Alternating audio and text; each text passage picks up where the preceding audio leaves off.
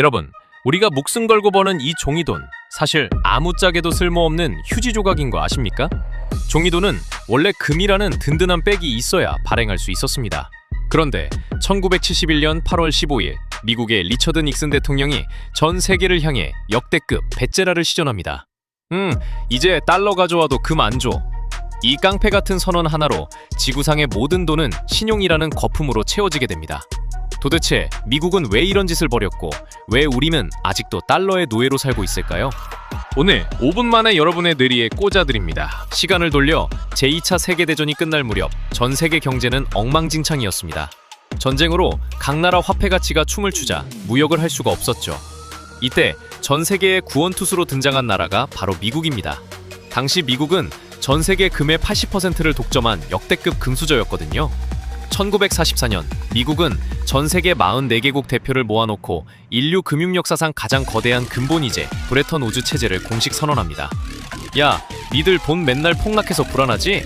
이제부터 전 세계 모든 돈의 기준은 금으로 한다. 그리고 그 금을 우리 미국의 달러와 딱 묶어두겠어. 약속할게.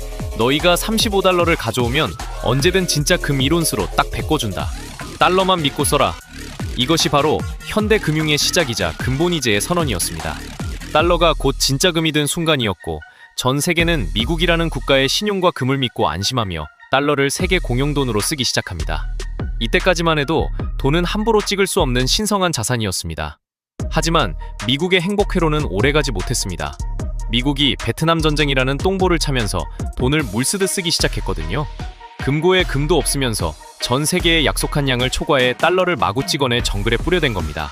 이때 프랑스의 드골 대통령이 돋보기를 들고 미국의 금고를 의심하기 시작합니다. 어라? 저 새끼들 전 세계에 큰 소리 쳐놓고 정작 금고는 텅 빈 거 같은데? 야, 배가 좋아.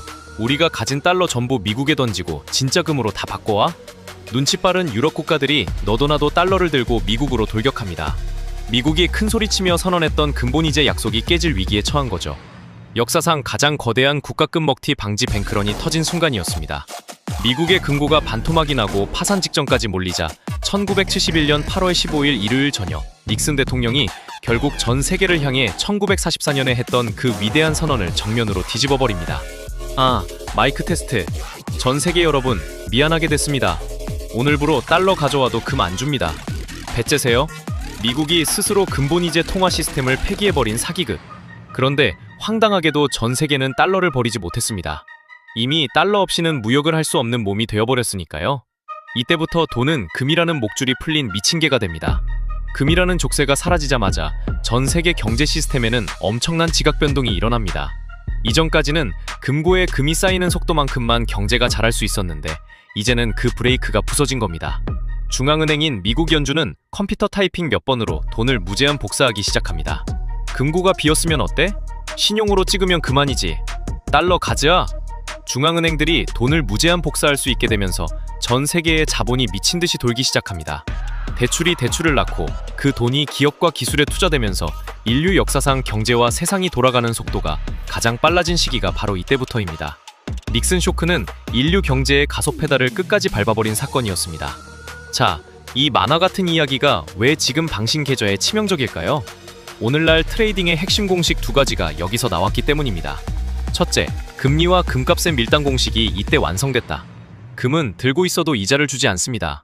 그래서 연준이 금리를 인상하면 사람들은 이자를 많이 주는 달러나 채권으로 갈아탑니다. 당연히 이자 안 주는 금값은 떨어지죠.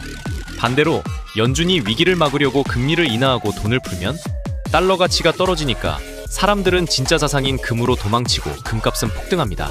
이 금리와 금값의 시속 게임은 닉슨 쇼크 이후 트레이더들의 절대 공식이 됐습니다. 둘째, 자산 가격이 오르는 게 아니라 돈의 가치가 떨어지는 것이다. 금의 통제를 벗어난 화폐는 지금 이 순간에도 끊임없이 복사되고 있고 그 가치는 매일 녹아내리고 있습니다. 주식, 아파트, 비트코인이 우상향하는 건 그것들이 대단해서가 아니라 당신이 쥐고 있는 돈의 가치가 계속 떨어지고 있기 때문입니다. 이 미친 속도로 떨어지는 화폐 가치를 방어하기 위해서라도 트레이더는 복사되는 돈의 흐름, 즉 유동성의 파도를 무조건 탈 줄 알아야 합니다. 금이라는 무기를 잃은 달러가 살아남기 위해 찾아간 다음 타자는 누구였을까요? 바로 전 세계 모든 공장을 돌리는 에너지, 석유입니다. 다음 제2화 페트로달러, 미국과 중동의 은밀한 거래편에서 뵙겠습니다.